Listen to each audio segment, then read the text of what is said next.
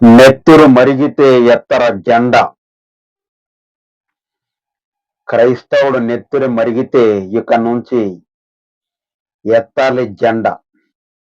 అదే కావాలి మన ఎజెండా. ప్రశ్నించకుండా ఉంటే ప్రార్థించగలవా? ప్రశ్నించకుండా ఉంటే చర్చి కట్టగలవా? ప్రశ్నించకుంటే చర్చి నడపగలవా? ప్రశ్నించకుండా ఉంటే సువార్త చేయగలవా? ఎదిరించకపోతే భారతదేశంలో బ్రతకగలవా?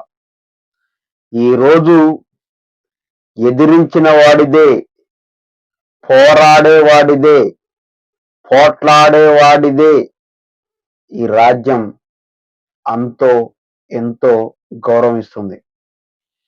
క్రైస్తవుడంటే తిట్టడు, క్రైస్తవ పాస్టర్ అంటే ఎదురు తిరిగి కొట్టడు. కాబట్టి మేము ఆర్ఎస్ఎస్కి, బీజేపీకి, బజరంగ్ దళ్కి, ఉన్నటువంటి విశ్వ హిందూ పరిషత్కి, అన్ని విషపూరితమైన సంస్థలకి తాగుబోతు బ్యాచ్లను ఏర్పాటు చేసుకొని ఈరోజు ఒక ఏరియాలో ఆ ఏరియా వాడు కానప్పటికీ ఆ ఏరియాలోకి వెళ్ళి ఆ ఏరియాలో జరిగేటువంటి సభని ఫినిష్ చేస్తా ఉన్నాడు. వాడు ఆర్ఎస్ఎస్ తెలియదు, బజరంగ్ దళోడా తెలియదు, వాడు విశ్వ హిందూ పరిషత్తోడా తెలియదు, వాడు ఎవడుకు పుట్టాడో తెలియనోడు మనం నమ్ముకున్న దేవుణ్ణి ఆరాధించొద్దు అని మనం చికాకు చేస్తా ఉంటే చేతులు ముడుసు కట్టుకొని హాయిగా ప్రేక్షకుల్లాగా చూస్తా ఉన్నాం. ఒక ఆదర్ల రవినో ఇంకొకతనో వెళ్ళి గొడవలు పడితే ఇది కాదు. ప్రతి ఒక్కరు క్రైస్తవుడంటే ప్రేమ, జాలి, దయ, కనికరం అన్నీ ఉండాలి, ఉండొద్దని అనట్లేదు. కానీ మనం ఎవరి జోలికి వెళ్ళాం. అయినా మన జోలికి ఎవడైనా వస్తే ఏమైంది? నేరాలు ఘోరాలు జరగకపోయినా పర్లేదు, నెత్తురు మరగాలి, చిత్తుగా పరిగెత్తించాలి. మన నెత్తురు మరిగితే ఎత్తాలి ఇక జెండా, నెత్తుటి జెండా. పరారయ్యేటప్పుడు మనం ప్రార్థన చేసి సైతాన్ని పరారయ్యేటట్టు ఎట్లా పారగలుగుతామో, ఎవడైనా వచ్చినప్పుడు మన చర్చి మీదకి కానీ, మన సంఘం మీదకి కానీ, మన పాస్టర్ మీదకి కానీ, మన పాస్టర్ అమ్మ మీదకి కానీ, మన క్రైస్తవ్యం మీదకి కానీ, ఒక ఊర్లో 4 పాస్టర్లు ఉంటే వేరే పాస్టర్ని కొడుతుంటే, తిడుతుంటే, హింసిస్తుంటే 3 పాస్టర్లు మడత కాజాలు ఇచ్చి పంపించాలి వచ్చిన ఆ మతోన్మాది ఎవడైతే ఉన్నాడో. రోగి వస్తాడా? ప్రార్థించు. వాక్యం వినడానికి ఎవడైనా వస్తాడా? బోధించు. శత్రువు ఎవడైనా వస్తాడా? పండబెట్టి తొక్కి పేగులు తీసి పంపించు. ఇది గనక క్రైస్తవుడు నేర్చుకోకపోతే భారతదేశంలో ఒక పాస్టర్ గాని, ఒక క్రైస్తవుడు గాని, అసలు క్రైస్తవ్యం అనేది భారతదేశంలో ఉండదు. ప్రపంచ దేశాలలో భారతదేశానికి బట్టిన మత పిచ్చి మరిక ఏ దేశాలకు పట్టలేదు. భారతదేశంలో ఉన్న సగం జనాభా వేరే దేశాలలో, ప్రపంచ దేశాలలో హ్యాపీగా డబ్బులు సంపాదించుకొని బ్రతుకుతా ఉన్నారు. కానీ భారతదేశంలో ఉండి, భారతదేశంలో ఇంటి పక్కన, ఇంటి చుట్టూ నివసించే ఏ ఒక్కడు కూడా బ్రతికే పరిస్థితి లేకుండా పోయింది. ఇప్పుడు సిటీలల్లో, నగరాలల్లో అక్కడ ఇక్కడ చూస్తా ఉన్నాం. పల్లెటూర్లలో కులం కాకపోయినా పిన్ని, బాబాయ్, అత్త, మామ అని, మతం కాకపోయినా పిన్ని, బాబాయ్, చిన్నమ్మ, అక్క, అన్న అని వరుసలతో బంధుత్వాలు కలుపుకొని మనం మాట్లాడుతా ఉన్నాం. రాబోయే కాలంలో పల్లెటూర్లలో బంధుత్వాలుండవు. మత గొడవలు ఊర్లలో కూడా, గ్రామాలలో కూడా, పల్లెటూర్లలో కూడా విజృంభించబోతా ఉన్నాయి. ఎలా చెబుతున్నారు మీరు రవి గారు అంటే, ఇదివరకు మన రాష్ట్రంలో లేదు ఈ పిచ్చి. మత ఉన్మాదుల పిచ్చి. పక్క రాష్ట్రం ఆంధ్రప్రదేశ్‌లో లేదు.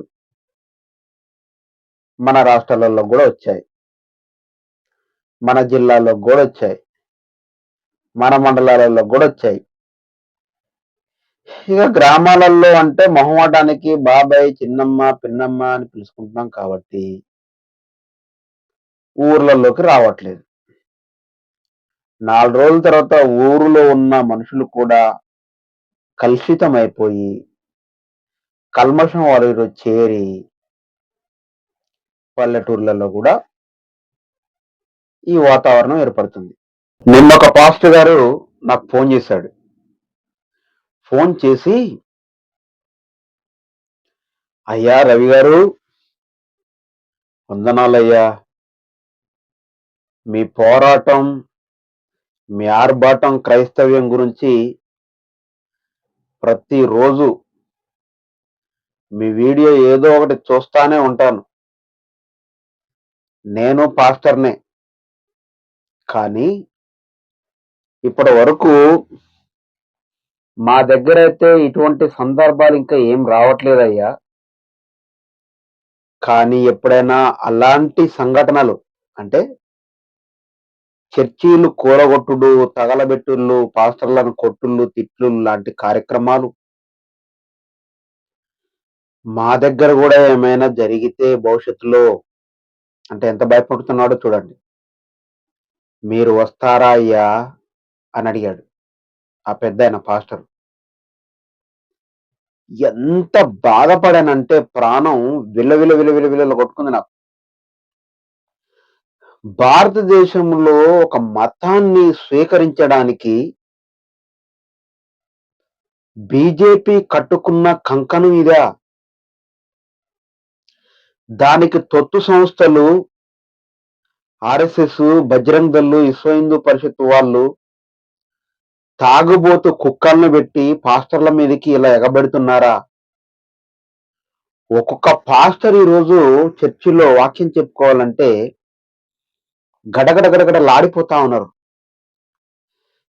ఎక్కడెక్కడో జరుగుతా ఉన్నాయి ఇంతకుముందు ఏరే రాష్ట్రాలలో. ఇప్పుడు మా రాష్ట్రాలలో, మా పక్క జిల్లాలో, పక్క మండలంలో కూడా వినిపిస్తోంది. రేపొద్దున అది మా దాకా వస్తే ఎలా అని ప్రతి ఒక్క పాస్టరు విలవిలలాడుతా ఉన్నాడు. భయభ్రాంతులకు గురవుతున్నారు పాస్టర్లు. పాస్టర్ అంటే యేసుక్రీస్తు చెప్పిన ప్రేమ, జాలి, దయ, కనికరం, ఒక చెంప కొడితే మరో చెంప చూపడం లాంటి బైబిల్ సూక్తుల్ని బ్రెయిన్‌లో పెట్టుకొని అలా జీవిస్తున్న వాళ్ళను హింసించడం తగునా? అలా చేయొచ్చా? మా దగ్గరకైతే ఇంతవరకు అలాంటియైతే ఏమీ రాలేదయ్యా.